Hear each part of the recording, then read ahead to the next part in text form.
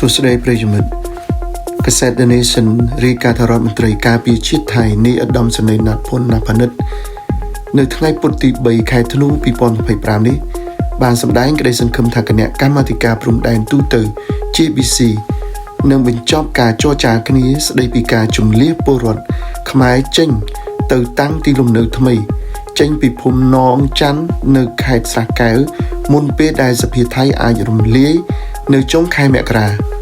លោកណាត់ ផុននិយាយថាលោកបានណែនាំដល់ភ្នាក់ងារយោធាថៃ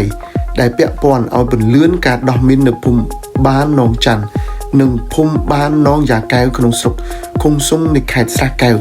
ដើម្បីអាចបោះបង្គោលព្រំដែនបណ្ដោះអាសន្នបានក្នុងពេលឆាប់ៗនេះលោករំពឹងថាការដោះមីននៅភូមិបាននងច័ន្ទនឹងត្រូវបញ្ចប់នៅចុងឆ្នាំនេះហើយលោកបានណែនាំដល់អង្គភាពយោធាថៃដែលទទួលបន្ទុកពាក់ព័ន្ធនឹងការបោះបង្គោលនិងសាងសង់បង្គោលព្រំដែនបណ្ដោះអាសន្នស្នើឲ្យធ្វើក្នុងពេលដំណើរគ្នាដើម្បីឲ្យពួកគេអាចដាក់ជូនសម្រាប់ការអនុម័តនៅក្នុងកិច្ចប្រជុំដូចគ្នានៃគណៈកម្មាធិការព្រំដែនហៅកាត់ថា GBC បន្ទាប់ពី GBC អនុម័តការបោះបង្គោលបណ្ដោះអាសន្នរួចរាល់ហើយ GBC នឹងធ្វើការពិភាក្សាលើទីតាំងលំនៅឋានថ្មីសម្រាប់ពលរដ្ឋកម្ពុជាដែលត្រូវជម្លៀសចេញពីភូមិទាំងពីរខាងលើលោកណាត់ ផុនបានបន្ថែមថាកិច្ចប្រជុំ GBC និង JBC